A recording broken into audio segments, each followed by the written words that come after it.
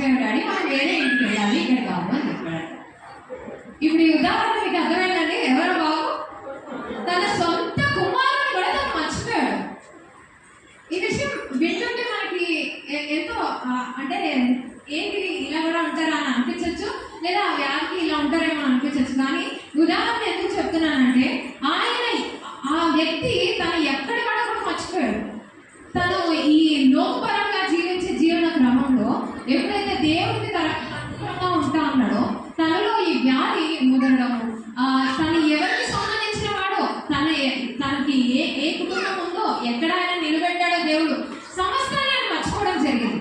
ఈ ఉదాహరణ ఎందుకు చెప్తున్నానంటే ఒకవేళ మనము మన జీవితాల్లో కూడా మనం ఉండే క్రమంలో మన లైఫ్ స్టైల్లో మనం బిజీ అయిపోయి అంటే ఎన్నో డిగ్రీలు సంపాదించారు, నాట్ అ సింగిల్ వన్, చాలా అంటే చాలా హైయెస్ట్ పొజిషన్లో ఉన్న